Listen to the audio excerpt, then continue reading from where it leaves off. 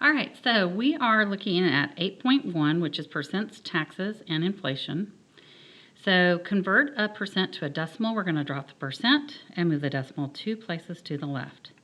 Converting a decimal to a percent, we'll move decimal 2 places to the right, and then we'll add the percent at the end. Compute a percentage, we're going to divide the part by the whole. The number that follows of is the whole, or write the decimal as a percent. So let's go look at some examples. So for example 1, and this is an 8.1, we are writing percents as decimals. So for part A, we're looking at 36%. And to change that, we are going to move, remember your decimal is always at the back end of a whole number, and we're going to move this one 2 places to the left, and you need to rewrite them, so it's going to be 0.36, and you can put the 0 in front or not, it doesn't really matter, it means the same thing. Just make sure you rewrite it so that it's very clear what your final answer is. If we're looking at part B, 19.32%, this time we can see where the decimal is, and we're going to still move that 2 places to the left. So our final answer will be 0.1932. And don't add the percent once you've moved it, because now it's a decimal. All right, example 2 is write decimals as a percent. So we're going to basically go the other way.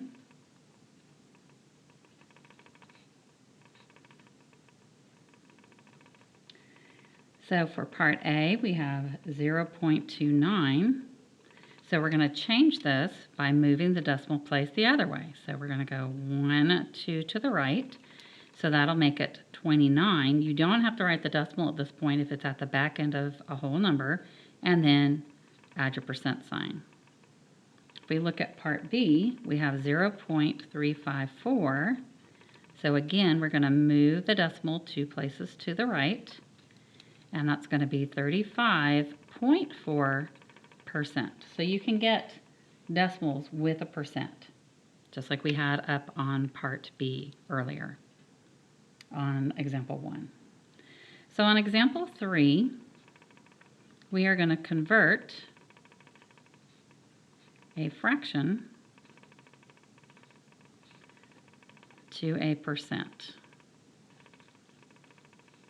So on part A, we have 3 divided by 8, or 3/8. First of all, convert that to a decimal. So we'll change it. When you put it in the calculator, you should get 0.375. And then to change it to a percent, we're again going to move our decimal 2 places to the right and get 37.5%. On part B, we have 5/6. Putting that in the calculator, you're going to get 0.833. The 3's are most likely repeating, so if that happens, you can just stop at like 3 decimal places would be fine. And then again, you're going to move your decimal place over 2 places and end up with 83.3%. All right, so example 4 is on the handout, which you can get on D2L. According to the Office of Management and Budget in 1970, the U.S. government spent $82 billion for defense when the total federal budget was $196 billion. 45 years later, in 2015, spending for defense was $598 billion, and the budget was $3.8 trillion, which is the same thing as $3,800 billion. What percent of the U.S. budget was spent on defense in 1970 and in 2015? So for 1970,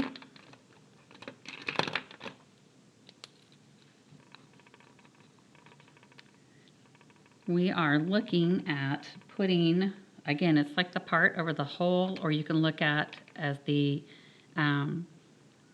amount over the base, whichever way you want to see it, depending on what kind of problems we're doing.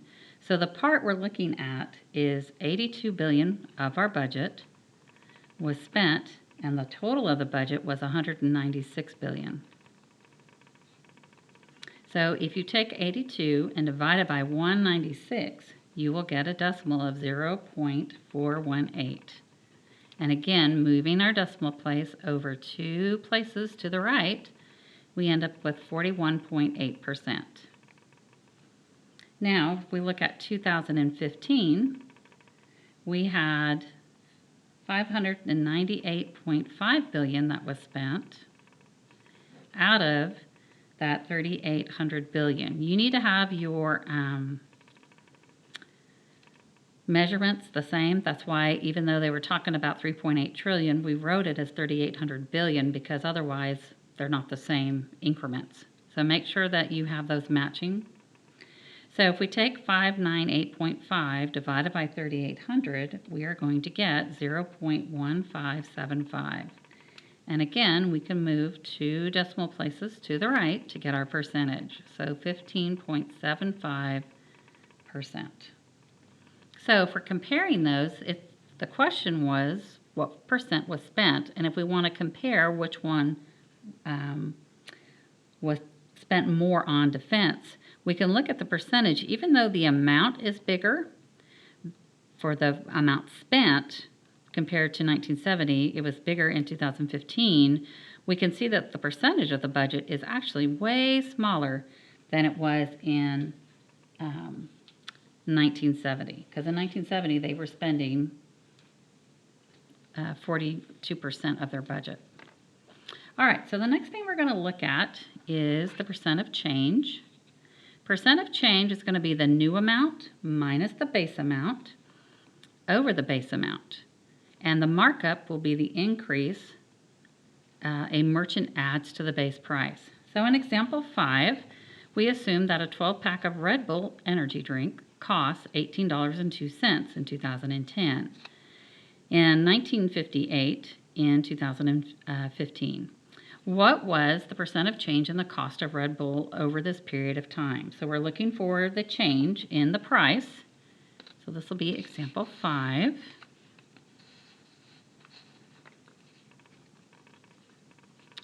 So we are looking again at the new amount minus the base amount over your base amount. So our new amount was $19.58 minus the base amount, which was the amount that it was previously priced at, which is $18.02, divided by the base amount, which is $18.02. When we do the subtraction of the top, we get $1.56 over 18.02. And when we find the decimal for that, we will get 0.0866. And again, moving our decimal place 2 places to the right, we end up with 8.66%. So the change in the percent of change in the cost of the Red Bull was 8.66%. All right, let's look at example 6, which is very similar. So Monty's Autorama is having an end-of-year clearance in which the TV ads proclaim that all cars are sold at 5% markup over the dealer's cost. Monty has a new Honda for sale for $23,302. On the internet, you find out that this model has a dealer cost of $21,339. Is Monty being honest in his advertisement? So we're going to use the same formula, and we're looking this time for the percent of markup, but it's the same thing. We're looking at the new amount minus the base amount over the base amount. So in this case, with our percent of markup, which is how much the dealer is marking up the price, this is going to be the selling price minus the dealer cost over the dealer cost. So the values that we have is for the selling price that Monty advertised was $23,302 minus the dealer cost, which was $21,339 over the dealer cost again. When we subtract the top, we'll end up with $19,633 over our $21,339. That'll get us a decimal of 0.092, and then again, moving that decimal 2 places to the right, we end up with 9.2%. So, was Monty being honest was the question. He said he was only charging a 5% markup, but here we can see that the markup was actually 9.2%. So was he being honest? We don't think so, because he's charging almost twice the markup price that he said that he would have. So another way that you can check out some things is the percent equation, which is percent times base equals the amount. So you can double check your math. If we take the percent in this equation, but we want it as a decimal place, we can take the percent of 0.092 and we can multiply that by our base amount of 21339, and when we do that, we'll end up with 1963, which is the amount that we ended up with the subtraction.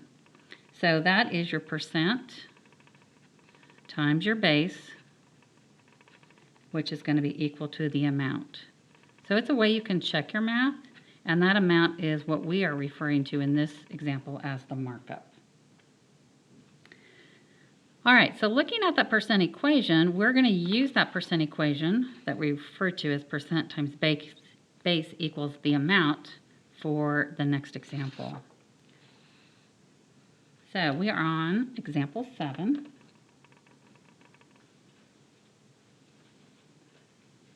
So in example 7, we're using percent. This is on your handout. Use the percent equation. So what is 35% of 140? So the of is going to be your base, and this is going to be the percent. So we're always going to have to change our percent to a decimal in order to do this. So we have 35%, which we will change. This time, because we're changing it from a percent to a decimal, we're going to go 2 places to the left. So we'll have 0.35, and we're going to multiply it times the base of 140, and when we put that in the calculator, we will get 49. So this is for part A. For part B, we are looking at 63 is 18% of what number? So again, we're looking at our percent times our base equals the amount. 63 is 18%. Well, 18% is going to be your percent. 63 is the amount. We need to find the number, which is the base. So if we're looking at that, we have, if we're looking at our percent times our base equals the amount. You can look at the equation to figure out what you're doing.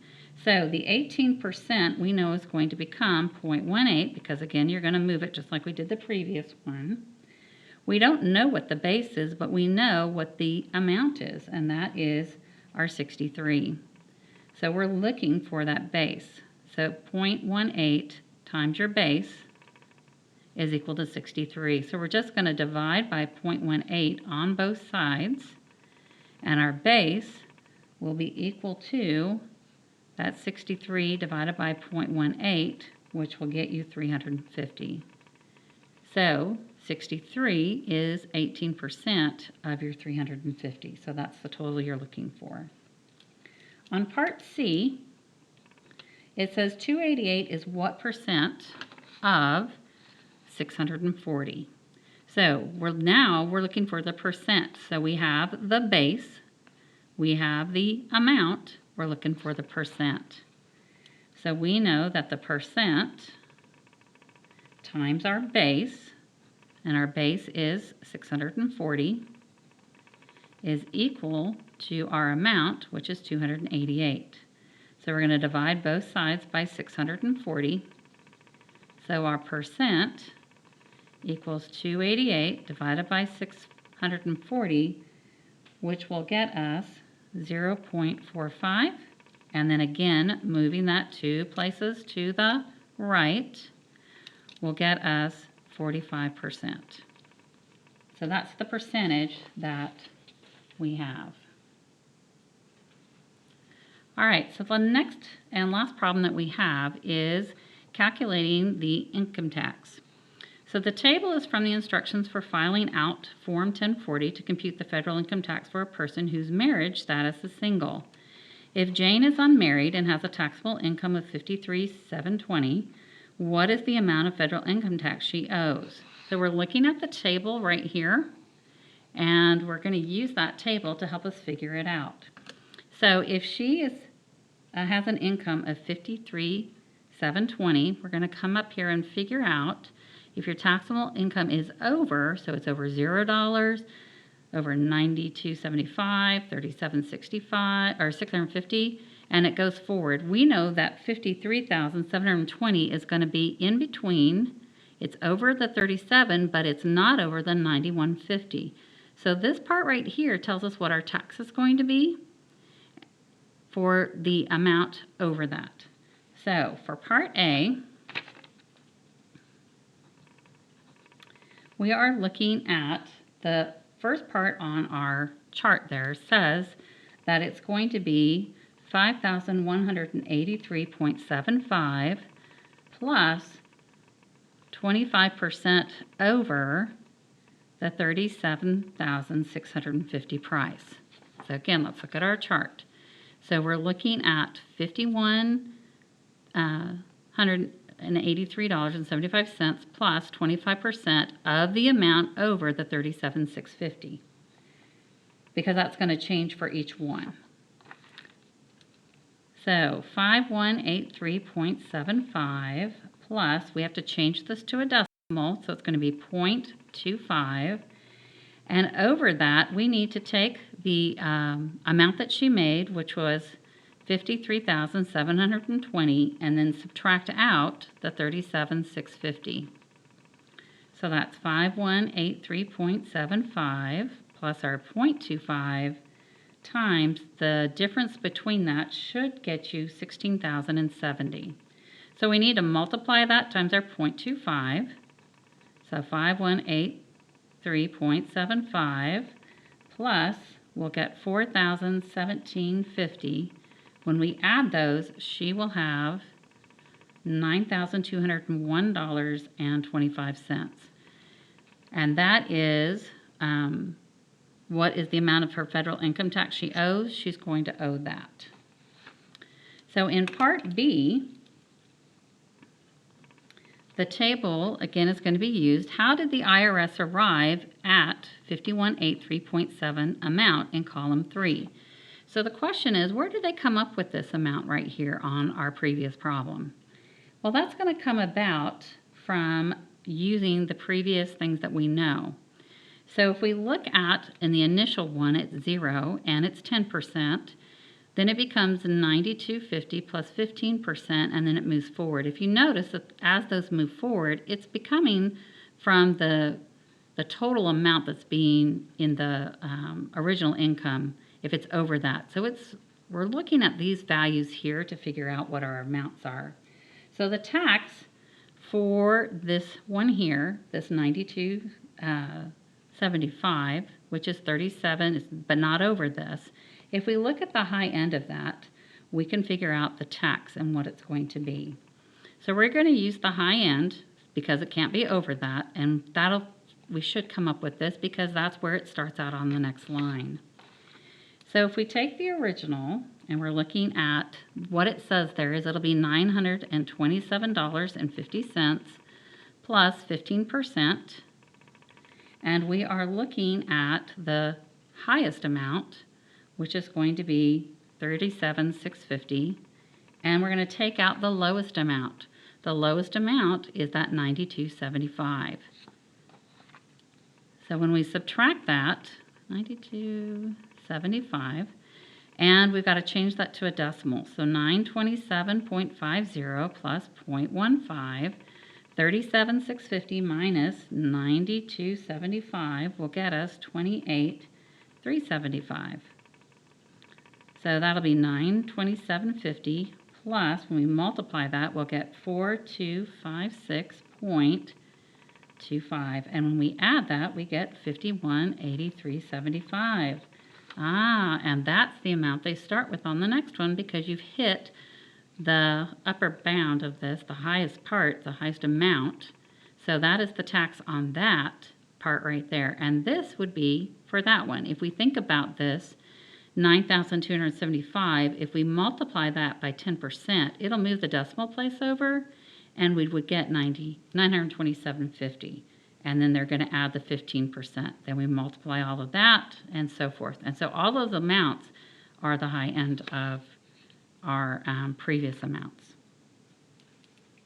And notice that the more you make, the higher the percentage changes in there.